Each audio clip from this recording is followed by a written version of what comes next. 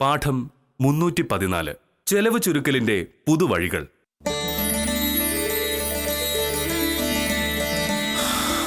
ഈശ്വര രക്ഷിക്കണേ. ഇന്ന് രാവിലെ താലൂക്ക് ഓഫീസിൽ എല്ലാം തഹസിൽദാർ പറഞ്ഞിരിക്കുക. എന്തിനാണെന്ന് ചോദിച്ചിട്ട് പറഞ്ഞതുപോലുമില്ല.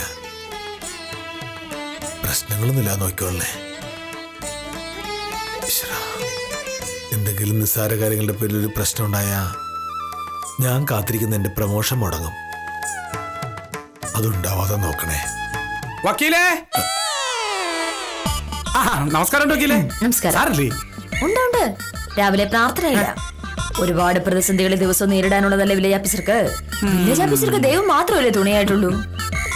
രാവിലത്തെ അരമണിക്കൂർ പ്രാർത്ഥനയില്ലെങ്കിൽ പിന്നെ മോഹനേട്ടന്റെ അന്നത്തെ ദിവസം പോയെന്നർത്ഥം.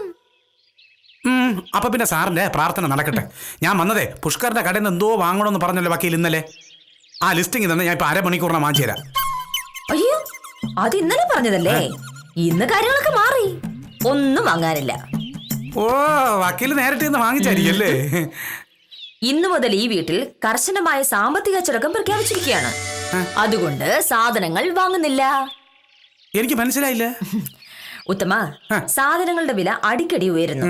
വരുമാനത്തിൽ ഈ പറഞ്ഞ വർധനമൊന്നും ഇല്ലതാനും. അപ്പൊ പിന്നെ ചെലവ് ചുരുക്കാതെ എങ്ങനെ ജീവിക്കാനാണ്? ഇന്നു മുതൽ ഞാനും മോഹനേട്ടനും കഠിനമായ ചെലവ് ചുരുക്കലിലാണ്. അതിനിപ്പം നിങ്ങൾക്ക് അങ്ങനെ ഒരുപാട് ചെലവൊന്നും ഇല്ലല്ലോ. ഇനി അതിനകത്തിട്ടെന്തോന്ന് ചുരുക്കായി? ഉത്തമൻ ഈ പറഞ്ഞ ചോദ്യം ഞാനൊന്ന് ചോദിച്ചു പോയതാണ്. അതിന് വില്ലേജ് ഓഫീസർ പറഞ്ഞ മറുപടി എന്താണെന്ന് അറിയാമോ? ഞാൻ പറയുന്നതാണ് കുറ്റം. കഴിഞ്ഞ 3 മാസത്തെ ഈ വീട്ടിലെ ചെലവാണ് ഞാൻ എഴുതിയിരിക്കുന്നത്. കഴിഞ്ഞതിന് മുമ്പിലത്തെ മാസം ആകെ ചെലവ് 4308 രൂപ. കഴിഞ്ഞ മാസം 4639 രൂപ. ഈ മാസം ഇതുവരെ 4700 രൂപ കഴിഞ്ഞു. ഇങ്ങനെ പോയാൽ ഈ മാസം 5000 രൂപയെങ്കിലും ആവും ചെലവ്. നമ്മുടേതുപോലെ ഒരു വീട്ടിൽ ഒരു മാസം 5000 രൂപ ചെലവാകുന്നത് ഒരു വലിയ കാര്യമല്ല മോഹനേട്ടാ. വലിയ കാര്യമാണ്. നിനക്കൊരു കാര്യം അറിയാം ഭാമേ, ഈ വീട്ടിൽ നമ്മൾ 2 പേര് മാത്രമാണുള്ളത്. വീട്ടിന് വാടക കൊടുക്കണ്ട, വെള്ളം സ്വന്തം കിണറ്റിൽ നിന്ന്. എന്നിട്ടും ഒരു മാസം 5000 രൂപ ചെലവാകുക എന്ന് പറഞ്ഞാൽ നമ്മുടെ നാട്ടിലെ പിച്ചക്കാർക്ക് പോലും ഒരു മാസം 5000 രൂപയിൽ കൂടുതൽ ചെലവുണ്ട്. എനിക്ക് മനസ്സിലാവാത്തത് അതല്ല, ഇങ്ങനെ പിശുക്ക് ജീവിച്ചിട്ട് ഈ കാശിൽ എന്ത് ചെയ്യാനാണ്? മരിക്കുമ്പോ കൊണ്ടുപോകാനോ? ഭാമേ, പണം ചെലവാക്കാൻ തീരുമാനിച്ചാൽ അത് ചെലവാക്കാൻ വളരെ എളുപ്പമാണ്. പക്ഷേ നീ ഒരു കാര്യം മനസ്സിലാക്കണം. നമ്മുടെ നാട്ടിലെ ആളുകൾ ചെലവാക്കുന്ന കാശിന്റെ പകുതിയും ഒരു കാര്യമില്ലാത്ത കാര്യങ്ങൾക്കാണ്. അത് മനസ്സിലായില്ല. മനസ്സിലാക്കി തരാം. ആദ്യത്തെ കാര്യം ഭക്ഷണം. നമ്മൾ ഭക്ഷണം കഴിക്കുന്നത് എന്തിനാണ്? ജീവൻ നിലനിർത്താനും ജോലി ചെയ്യാനുള്ള ആരോഗ്യമുണ്ടാകാനും. അങ്ങനെ ജീവൻ നിലനിർത്താൻ വേണ്ടി മാത്രം കഴിക്കുന്ന ഭക്ഷണത്തിന് എന്തിനാണ് ഈ ആഡംബരം കാണിക്കുന്നത്? കുറച്ച് ചോറ്, അത്യാവശ്യത്തിന് കറികൾ, ഇത്ര പോരെ. പക്ഷെ നമ്മുടെ നാട്ടിലെ ആളുകൾ ഫ്രൈഡ് റൈസും നൂഡിൽസും ഒക്കെയാണ് കഴിക്കുന്നത്. എന്തിന്? ലോകത്ത് പട്ടിണി കിടന്ന് മരിക്കുന്ന ആളുകളുടെ 3 ഇരട്ടി ആളുകൾ അമിതമായി ഭക്ഷണം കഴിച്ചു മരിക്കുന്നു എന്നാണ് ലോകാരോഗ്യ സംഘടന പറയുന്നത്. ജീവിക്കാനായി ഭക്ഷണം കഴിക്കുക, ഭക്ഷണം കഴിക്കാനായി ജീവിക്കരുതെന്നാണ് സോക്രട്ടീസ് പറഞ്ഞിരിക്കുന്നത്. ഈ വീട്ടിൽ ഭക്ഷണത്തിന്റെ പേരിൽ 1 രൂപ പോലും അനാവശ്യമായി ചെലവാക്കുന്നില്ല. ആഴ്ചയിൽ ഒരു ദിവസം ഒരു കോഴിയെ വാങ്ങുന്നതും 2 ദിവസം മീൻ വാങ്ങുന്നതുമാണോ ഇത്ര വലിയ ചെലവ്? തർക്കിക്കേണ്ട ഭാമേ. ഓരോ ദിവസവും നമുക്ക് ആവശ്യമായ ഭക്ഷണത്തിന്റെ കണക്കെടുത്ത് കൃത്യമായി അത്രയും മാത്രം പാചകം ചെയ്താൽ മാസം ഒരു 500 രൂപയെങ്കിലും ലാഭിക്കാം. ഈ ഭക്ഷണം പോലും കഴിക്കാതെ ഇങ്ങനെ കാശ് കൂട്ടി വെച്ചിട്ട് എന്തിനാണെന്നാണ് എന്റെ ചോദ്യം. മോഹനേട്ടാ, എന്തായാലും 10-40 കൊല്ലം കഴിയുമ്പോ ചത്തുപോകും. അതിനു മുന്നേ വായിക്ക് രുചിയായിട്ട് വല്ലതും തിന്നുന്നതല്ലേ ബുദ്ധി. ഭക്ഷണ കാര്യത്തിൽ ഇതിൽ കൂടുതൽ ചെലവ് കുറയ്ക്കാൻ എന്നെ കൊണ്ട് പറ്റില്ല.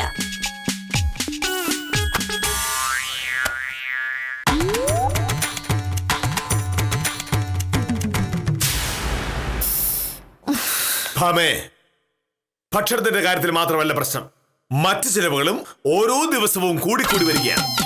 കറണ്ട് ബില്ല് തന്നെ എടുക്കാം. കഴിഞ്ഞ പ്രാവശ്യം 435 രൂപയായിരുന്നത് ഇത്തവണ 455 രൂപയായി. എന്തുകൊണ്ടാണ്? അനാവശ്യമായി കറണ്ട് ചെലവാക്കുന്നത് കൊണ്ട്. ഇന്നലെ ഞാൻ ആഫീസിൽ നിന്ന് വരുമ്പോ നമ്മുടെ ബെഡ്റൂമിൽ ഫാൻ കിടന്ന് വെറുതെ കറങ്ങുക. അങ്ങനെ നിന്റെ ശ്രദ്ധയില്ലായ്മ കൊണ്ട് ഓരോ ദിവസവും എന്തുമാത്രം വൈദ്യുതിയാണ് പാഴായി പോകുന്നത് അറിയാമോ? ഇനി ഗ്യാസിന്റെ കാര്യം. കഴിഞ്ഞതിന്റെ മുമ്പിലത്തെ മാസത്തെക്കാൾ 75 രൂപയാണ് ഈ മാസം കൂടിയത്. അത് ഞാനായിട്ട് കൂട്ടിയതല്ല, സർക്കാർ തന്നെ കൂട്ടിയതാണ്. ഗ്യാസിന്റെ വില കൂടുതൽ പ്രതിഷേധമുണ്ടെങ്കിൽ പോയി വീരപ്പമൂലോട് പറ. പിന്നെ നിന്റെ സ്കൂട്ടറിന്റെ പേരുള്ള ചിലവ്. ഈ മാസം ഇതുവരെ 840 രൂപയുടെ പെട്രോളാണ് നീ വാങ്ങിയത്. ഇത് ധൂർത്തല്ല മറ്റെന്താണ്? 840 രൂപയുടെ പെട്രോൾ ഒഴിച്ച് ആ വണ്ടി ഓടിച്ച് ഞാൻ ജോലി ചെയ്യാൻ പോയതായിരുന്നു. അങ്ങനെ ജോലി ചെയ്തതിന്റെ വകുപ്പിൽ എനിക്ക് എത്ര രൂപ വരുമാനം ഉണ്ടായി എന്ന് കൂടി ഒന്ന് ഓർക്കണം. എനിക്കും ഒരു ജോലിയുണ്ട്. ആ ജോലിക്ക് ഞാൻ പോകുന്നത് നടന്നാണ്. അതുകൊണ്ട് 1 രൂപ പോലും ചെലവാക്കാതെ കിട്ടുന്ന ശമ്പളം മുഴുവൻ കയ്യിൽ വരുന്നു. ഭമേ, മനുഷ്യന് ഈശ്വരൻ കാലുകൾ തന്നിരിക്കുന്നത് നടന്നു പോകാനാ. പക്ഷെ നമ്മുടെ നാട്ടിലെ ആൾക്കാർ 100 മീറ്റർ പോലും നടക്കാത്ത അവസ്ഥയായി കഴിഞ്ഞു. ഇങ്ങനെ പിന്നെ കാലിന്റെ അവസ്ഥ എന്താ? ദൈവം മനുഷ്യനെ സൃഷ്ടിച്ചപ്പോ നമുക്ക് ഈ ഉടുപ്പുകളൊന്നും ഇല്ലായിരുന്നു. പിന്നെ എന്തിനാണ് നമ്മൾ ഇത്രയും കാശ് മുടക്കി ഈ ഉടുപ്പൊക്കെ വാങ്ങുന്നത്? പറഞ്ഞപടിയൊക്കെ നടന്നാ പോരായിരുന്നു. ഈ പറയുന്നത് വിവരക്കേട്. ചൂടിൽ നിന്നും തണുപ്പിൽ നിന്നും പൊടിയിൽ നിന്നൊക്കെ രക്ഷപ്പെടാൻ പല കാലങ്ങളായി മനുഷ്യൻ കണ്ടുപിടിച്ചാണ് ഇത്. അത് ഉപേക്ഷിക്കേണ്ട കാര്യം എന്താ? എത്തേണ്ട സ്ഥലത്ത് പെട്ടെന്ന് എത്താനും നടക്കുമ്പോഴുണ്ടാകുന്ന അധ്വാനം കുറയ്ക്കാനും മനുഷ്യൻ തന്നെ കണ്ടുപിടിച്ചതാണ് ഈ സ്കൂട്ടർ. അപ്പോ അത് ഉപേക്ഷിക്കേണ്ട കാര്യമില്ല. പക്ഷേ പെട്രോളിന്റെ പേരിലുള്ള ഈ ദുർച്ചെലവ് ഞാൻ സമ്മതിച്ചു തരുന്ന പ്രശ്നമേ ഇല്ല. ഇന്നു മുതൽ വളരെ അത്യാവശ്യമുള്ള ദിവസങ്ങളിൽ മാത്രം നീ സ്കൂട്ടറിൽ പോയാൽ മതി. ബാക്കി ദിവസം എന്നെ പോലെ നടന്നു പോയാൽ മതി. ബുദ്ധിമുട്ടാണ്. ഒരു ബുദ്ധിമുട്ടില്ല. ഇത് എന്റെ തീരുമാനമാണ്. അടുത്ത മാസം ആവുമ്പോഴേക്കും മാസം 3000 രൂപയായി നമ്മുടെ ചെലവ് കുറച്ചുകൊണ്ട് വന്നിരിക്കണം. കൊണ്ടുവന്നേ പറ്റൂ. ഇതാണ് അവസ്ഥ. അപ്പൊ പിന്നെ ഞാൻ എന്ത് ചെയ്യണം? ഇതൊരുമാതിരി കടുത്ത നടപടി ആയിപ്പോയി വക്കീലേ. നിങ്ങൾക്ക് 2 പേർക്ക് തരക്കേടില്ലാത്ത വരുമാനമുണ്ട്. ചെലവാണെങ്കിൽ വളരെ കുറവും. ഇനിയും ചെലവ് ചുരുക്കാന്ന് വെച്ചാ തീരുമാനം വില്ലേജ് ഓഫീസറുടേതാണ്. അത് ചോദ്യം ചെയ്യാൻ ധൈര്യമുള്ള ആരാണ് ഇവിടെ ഉള്ളത്? ഞാൻ എന്തായാലും പഞ്ചപുച്ഛവടക്ക് അതനുസരിക്കാൻ തീരുമാനിച്ചു. അതുകൊണ്ട് ഉത്തമ പൊയ്ക്കോളൂ. എനിക്ക് അടുക്കളയിൽ ഒരുപാട് ജോലിയുണ്ട്. ശരി എന്നാ.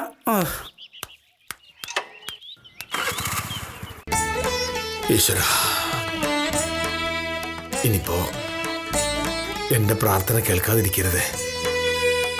സർവശക്തൻ സർവാംശപ്പെടുത്തലൊക്കെ ഈശ്വര, ഒരാപത്തും വരുത്തരുതേ. ഈശ്വര,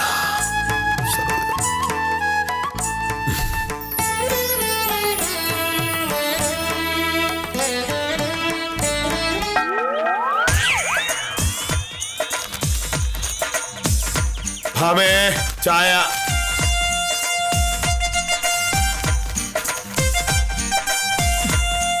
ചായ.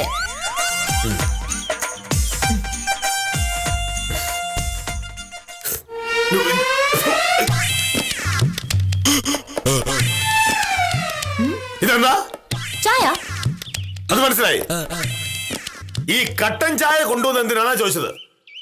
മോഹനേട്ടനല്ലേ പറഞ്ഞത് ചെലവ് ചുരുക്കാവുന്ന സ്ഥലങ്ങളിലെല്ലാം ചുരുക്കണം. മനുഷ്യർ അവരുടെ വരുമാനത്തിന്റെ പകുതിയും ചെലവാക്കുന്നത് അവർക്ക് ഒരാവശ്യമില്ലാത്ത കാര്യങ്ങൾ കാണുന്നു. സത്യത്തിൽ ഈ ചായ എന്ന് പറയുന്നത് തന്നെ ഒരു ദൂർത്താണ്. മനുഷ്യൻ ഭക്ഷണം കഴിക്കുന്നത് ജീവൻ നിലനിർത്താനും ജോലി ചെയ്യാനുള്ള ആരോഗ്യത്തിനുമാണല്ലോ. ചായ ആരുടെയെങ്കിലും ജീവൻ നിലനിർത്തിയതായി ചരിത്രത്തിലേക്ക് ഞാൻ കേട്ടിട്ടില്ല. അതുപോലെ ചായ കുടിച്ചാൽ ആരോഗ്യത്തിന് ദോഷമല്ലാതെ ഗുണമുണ്ടായതായി എവിടെയും പറഞ്ഞിട്ടുമില്ല. പക്ഷേ ഇത് വർഷങ്ങളായിട്ടുള്ള ശീലമാണ്. അതെങ്ങനെ നിർത്തും? ആവശ്യമില്ലാത്ത ശീലങ്ങളെയാണ് നമ്മൾ ദുശീലങ്ങൾ എന്ന് പറയുന്നത്. അത് ഒഴിവാക്കേണ്ടതാണ്. എങ്കിലും പെട്ടെന്ന് ചായ നിർത്തിയാൽ ഉണ്ടാവുന്ന പ്രയാസം ഓർത്തിട്ടാണ് ഞാൻ ചായ ഉണ്ടാക്കിയത്. ചെലവ് ചുരുക്കുന്നതിന്റെ ഭാഗമായി പാലും പഞ്ചസാരയും ഒഴിവാക്കി എന്ന് മാത്രം. പിന്നെ ഞാനിതെങ്ങനെ കുടിക്കും?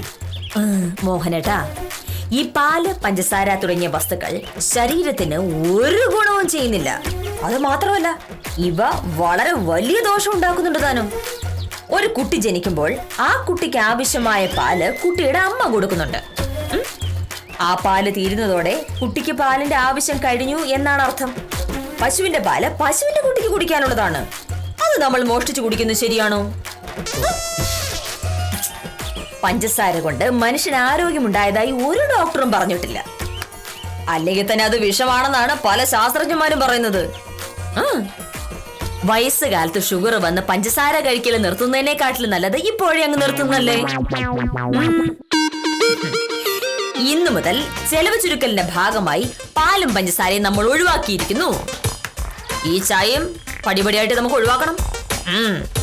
പാല് വേണ്ട എന്ന് വെക്കുമ്പോൾ ഒരു മാസം ലാഭിക്കുന്നത് 510 രൂപയാണ്. പഞ്ചസാര ഒഴിവാക്കിയാൽ 140 രൂപ.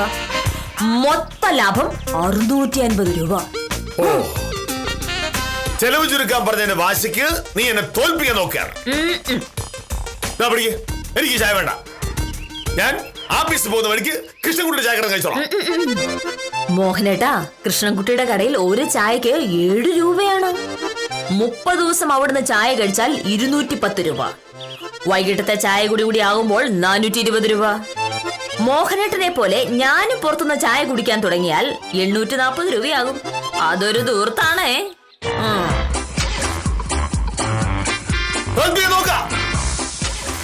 തോറ്റു തന്നെ.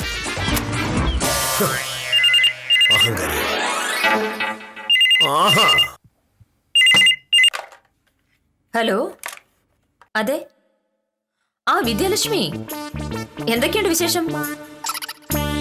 അതെ, ഓ ഇന്നലെയോ? എങ്ങനെയുണ്ട്? എല്ലാരും പറഞ്ഞു നല്ല സിനിമയാണെന്ന്. സത്യത്തിൽ ഞാനും മോഹനേട്ടൻ ഒരു സിനിമയ്ക്ക് പോയിട്ട് എത്രയോ നാളായി. അതൊന്നുമല്ല, ഒരു സിനിമ കാണുക എന്നൊക്കെ പറയുന്നത് ഭയങ്കര ദൂർത്താ. ടിക്കറ്റിന് 100 രൂപയേ ഉള്ളൂ എന്നുള്ളത് നേരാ. പക്ഷെ ഒരു സിനിമ കാണാൻ ടിക്കറ്റ് മാത്രം പോരല്ലോ. തിയേറ്റർ വരെ പോകുന്നതിന്റെ ചെലവ്, തിരികെ വരുന്നതിന്റെ ചെലവ്, പിന്നെ തൊണ്ടയിലെ വെള്ളമൊങ്ങാനും പറ്റിപ്പോയാൽ ഒരു നാരങ്ങ വെള്ളം കുടിച്ചിട്ടുണ്ടെങ്കിൽ അതിന്റെ 5 രൂപ. തിയേറ്ററിലേക്കും തിരിച്ചും നടന്നു പോകുമ്പോൾ ചെരുപ്പിലുണ്ടാകുന്ന തേയ്മാനം. പിന്നെ സെന്റിമെന്റ്സ് ഉള്ള സിനിമയാണെങ്കിൽ സിനിമ കണ്ട് കരഞ്ഞാൽ കണ്ണീരിന്റെ രൂപത്തിൽ നഷ്ടപ്പെടുന്ന ജലാംശം. അങ്ങനെ ചെലവ് എത്രയാണെന്ന് സത്യത്തിൽ നിങ്ങൾക്കൊക്കെ കണക്കറിയാമെങ്കിലും കണക്ക് കൂട്ടേണ്ട രീതി അറിയില്ല. മോഹനേട്ടാ, എന്തീ കാണിക്കണേ? ഒരാൾ ഫോൺ സംസാരിച്ചോണ്ടിരിക്കുമ്പോഴാണോ ഈ കട്ടിയണേ? ഇത് എവിടുത്തെ മര്യാദയാ? അത്യാവശ്യ കാര്യങ്ങൾ മാത്രം സംസാരിക്കാനുള്ളതാണ് ഫോൺ. ആ ഫോണിലൂടെ സിനിമാ കഥ പറയാൻ പാടില്ല. ഒരാവശ്യമില്ലാത്ത കാര്യങ്ങൾ സംസാരിക്കുന്നതും ധൂർത്താണ്. വിദ്യാലക്ഷ്മി എന്നെ ഇങ്ങോട്ട് വിളിച്ചതാ. ഇങ്ങോട്ട് വരുന്ന ഫോൺ കോളിന് പൈസ കൊടുക്കേണ്ട കാര്യമില്ല. മാത്രമല്ല, മോഹനേട്ടനെ പോലെ കാശ് ചെലവാക്കാതെ സൂക്ഷിച്ചു വെച്ച് മരിക്കുമ്പോൾ അത് കൊണ്ടുപോകാം എന്ന് വിചാരിക്കുന്നയാളല്ല വിദ്യാലക്ഷ്മിയുടെ ഭർത്താവ്. ഞാൻ കാശ് കൊടുക്കുന്ന എന്റെ ഫോൺ എടുത്ത് എന്നെ കുറ്റം പറയുന്നത് കേട്ട് നിൽക്കേണ്ട കാര്യം എനിക്കില്ല. ഇനി നീ ഫോൺ ചെയ്ത് എനിക്കിത് കാണണം. ഇത് വല്ലാത്ത കഷ്ടം തന്നെയോ? ബാക്കി ഇനി ഫോൺ തട്ടാ എന്റെ കൈ ഞാൻ വെട്ടും. അഹങ്കാരി.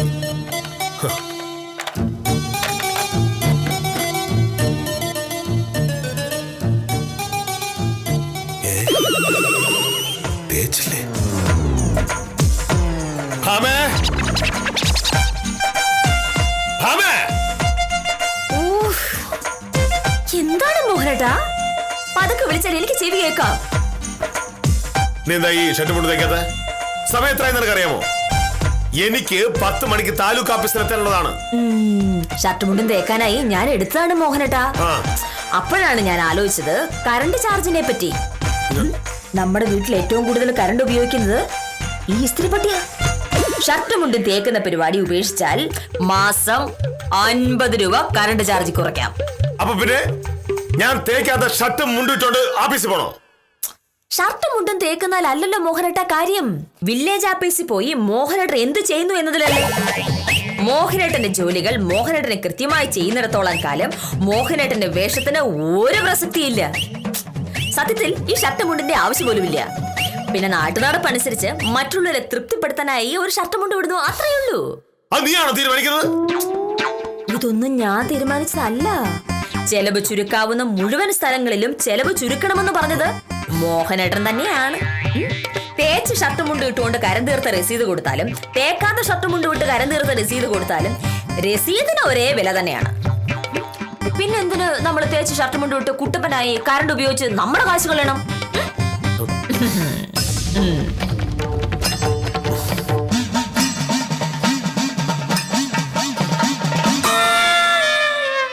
മോഹനേട്ടാ,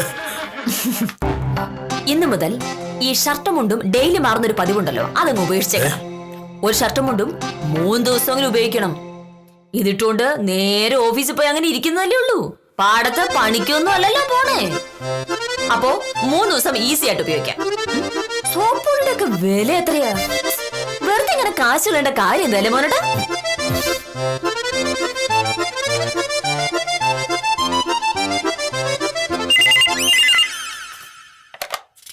ഹലോ, അതെ ഉണ്ട് മോഹനേട്ടാ, ഫോൺ. ആരാ? ഞാൻ ചോദിച്ചില്ല. ഹലോ, അതെ. ആ സാർ, ഉവ്വ് സാർ, ഞാൻ ഇറങ്ങാൻ തുടങ്ങിയായിരുന്നു.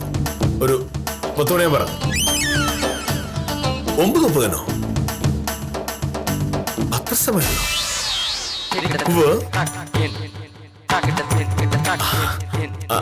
അതെ, അത് സന്തോഷമുള്ള കാര്യമല്ലേ സാർ? ഉവ്വ് സാർ, ഞാനെത്താം സാർ. ശരി. കണ്ടോടെ, തഹസിൽദാറാണ് വിളിച്ചത്. രാവിലെ 9:30 താലൂക്ക് ഓഫീസിൽ പത്രസമ്മേളനം. ഭൂമിയില്ലാത്തവർക്ക് ഭൂമി കൊടുക്കുന്നതുമായി ബന്ധപ്പെട്ട് ഏറ്റവും കൂടുതൽ നടപടികൾ സ്വീകരിച്ചത് ഞങ്ങളുടെ താലൂക്കാണ്. ചെയ്ത കാര്യങ്ങൾ പത്രക്കാരെ വിളിച്ചു പറയാൻ കളക്ടർ തഹസിൽദാരോട് പറഞ്ഞു. ആ പത്രസമ്മേളനമാണ് ഇന്ന് രാവിലെ 9:30 താലൂക്ക് ഓഫീസിൽ നടക്കാൻ പോകുന്നത്. അതിന് പത്രസമ്മേളനത്തിന് ഞാൻ കൂടി വേണമെന്ന് തഹസിൽദാർക്ക് നിർബന്ധം. ഇന്നത്തെ TV വാർത്തകളിലും നാളത്തെ പത്രങ്ങളിലും മോഹനകൃഷ്ണൻ പത്രക്കാരോട് സംസാരിക്കുന്നതിന്റെ പടം വരും. ഇപ്പൊ നിനക്ക് മനസ്സിലായോ ഈ കെ മോഹനകൃഷ്ണൻ ആരാണെന്ന്? സംഗതിയൊക്കെ കൊള്ളാം. ജീവിതത്തിൽ ആദ്യമായിട്ട് ടിവിയിലും പത്രത്തിലും ഒക്കെ ഫോട്ടോ വരുമ്പോൾ നന്നായി തേച്ച ഷർട്ടും മുണ്ടും കൂടി ഉണ്ടായിരുന്നെങ്കിൽ നന്നായിരുന്നു. ശരിയാണല്ലോ. എന്തായാലും ഞാൻ ഷർട്ട് തേക്കില്ല. മോഹനേട്ടർ തേക്കാൻ അറിയുകയില്ല. അപ്പൊ പിന്നെ ഈ ചുളിഞ്ഞ ഷർട്ടും മുണ്ടും ഇട്ട് പത്രക്കാരുടെ മുന്നിൽ ഇരിക്കേണ്ടി വരും. അയ്യോ, 9:30 താലൂക്ക് ഓഫീസ് എത്തണ്ടേ? ഞാൻ കഴിക്കാനെടുക്കാം.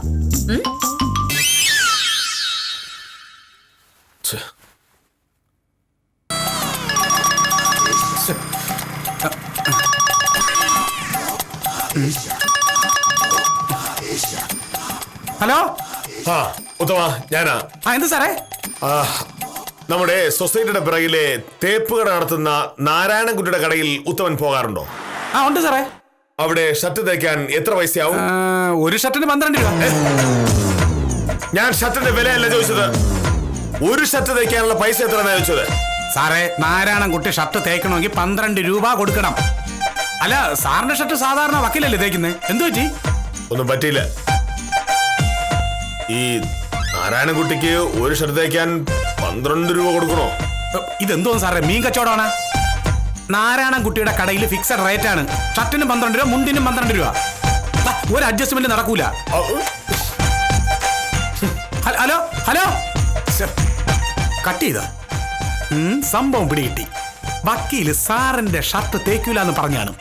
ഈശ്വരോ, എനിക്കതങ്ങ് ഇഷ്ടപ്പെട്ടു. മോനേട്ടാ, ഇതെന്താ?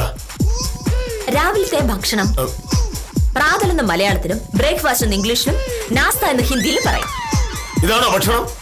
തീർച്ചയായും. മനുഷ്യന് ജീവൻ നിലനിർത്താനായി മാത്രമുള്ള ഭക്ഷണം മതി. അമിതമായ ഭക്ഷണം കഴിച്ച് ലക്ഷക്കണക്കിന് ആളുകൾ മരിക്കുന്നുണ്ടെന്നാണ് ലോകാരോഗ്യ സംഘടന പറയുന്നത്. അതുമാത്രമല്ല, മഹാനായ സോക്രട്ടീസ് പറയുന്ന എന്താണെന്ന് വെച്ചാൽ, മോഹനേട്ടാ, ദൈവം മനുഷ്യനെ സൃഷ്ടിച്ച കാലത്ത് മനുഷ്യൻ വേവിക്കാത്ത ഭക്ഷണമാണ് കഴിച്ചിരുന്നത്. മനുഷ്യനുണ്ടായി എത്രയോ നൂറ്റാണ്ടുകൾ കഴിഞ്ഞാണ് ഭക്ഷണ സാധനങ്ങൾ തീയിൽ വേവിക്കാമെന്ന് കണ്ടുപിടിച്ചത്. അത് മാത്രമല്ല, ഇത്തരം സാധനങ്ങൾ വേവിക്കാതെ കഴിക്കുന്നതാണ് നല്ലത്. വേവിച്ചാൽ ഇതിന്റെയൊക്കെ ഗുണം പോകും. അപ്പോൾ ജോലി ചെയ്യാനുള്ള ആരോഗ്യം നമുക്ക് കിട്ടിയെന്നും വരില്ല.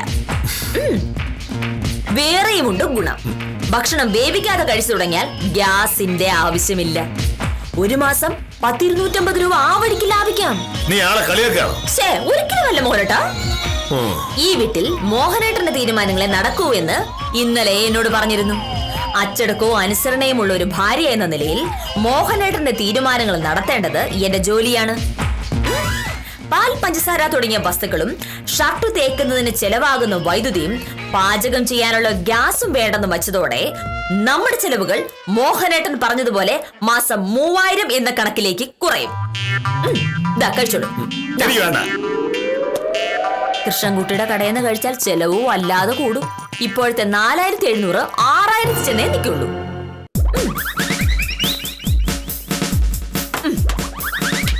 ഇപ്പൊ എന്തു പറയുന്നു? ചെലവ് കുറയ്ക്കണോ വേണ്ടയോ? മോഹനേട്ടാ, നമ്മൾ രണ്ടുപേരും അനാവശ്യമായി 1 രൂപ പോലും കളയുന്നവരല്ലെന്ന് മോഹനേട്ടനും അറിയാം, എനിക്കും അറിയാം. എങ്കിലും വെറുതെ ഒരു വാശി, അതല്ലേ ഇന്നലെ മുതലേ കാണിച്ചത്? ഞാൻ ഇത്രയൊന്നും ഉദ്ദേശിച്ചില്ല. ചെറുതായിട്ട് ചെലവ് കുറക്കണമെന്നേ പറഞ്ഞോളൂ. വാശി കാണിച്ചപ്പോഴോ നീയാ? ഞാനെന്ത് വാശി കാണിച്ചെന്നാ? കഴിക്കാനുള്ളതെല്ലാം ഞാൻ അടുക്കള ഉണ്ടാക്കി വെച്ചിട്ടുണ്ട്. കൂട്ടത്തിൽ പാലും പഞ്ചസാര ഇട്ടിട്ടുള്ള നല്ല ഒന്നാം തരം ഒരു ചായയും. അത് കഴിഞ്ഞ് കൈ കഴുകി വരുമ്പോഴേക്കും ഷർട്ട് മുണ്ടി ഞാൻ തേച്ച് വെച്ചോളാമേ. അതൊക്കെ ഇട്ട് നല്ല സുന്ദര കുട്ടപ്പനായി തഹസിൽദാരുടെ പത്രസമ്മേളനത്തിന് ചെല്ലേ. വണ്ടിയിൽ കയറില്ല എന്നുള്ള വാശി ഇന്നൊരു ദിവസത്തേക്ക് മാറ്റിവെച്ചാൽ വീർത്ത് കുളിച്ച് താലൂക്ക് ഓഫീസിൽ ചെല്ലേണ്ടി വരില്ല. ഉത്തമനെ വിളിച്ചു വരുത്തിയാൽ ആ സ്കൂട്ടറിൽ പോവാ. നടക്കില്ല. ഉത്തമന്റെ സ്കൂട്ടറിന്റെ പുറകിൽ കയറുന്ന പ്രശ്നമില്ല. പിന്നെ പത്രസമ്മേളനത്തിന് പോകേണ്ടതുകൊണ്ട് മാത്രം വേണമെങ്കിൽ നിന്റെ സ്കൂട്ടറിന്റെ പുറകിൽ കയറാം. ആ താലൂക്ക് ഓഫീസിന്റെ ഇപ്പുറത്തെ അവളെ കൊണ്ട് വിട്ടാൽ മതി. അവിടെ ആരും കാണൂല. വിലക്കയറ്റത്തിന്റെ കാലത്ത് ചെലവുകൾ ചുരുക്കപ്പെടേണ്ടത് തന്നെയാണ്. പക്ഷേ ചെലവ് ചുരുക്കുന്നതിനുമില്ലേ ഒരു പരിധി. പണ്ടേ ദുർബല, ഇപ്പോൾ ഗർഭിണിയും എന്ന് പറഞ്ഞതുപോലെ മോഹനകൃഷ്ണൻ പണ്ടേ പിശുക്കനാണ്. ഇനി ചെലവ് ചുരുക്കൽ കൂടിയായാൽ ജീവിക്കാൻ പറ്റാതെ വരുമെന്ന് മനസ്സിലായപ്പോഴാണ് സത്യഭാമ പ്രതികരിച്ചു പോയത്.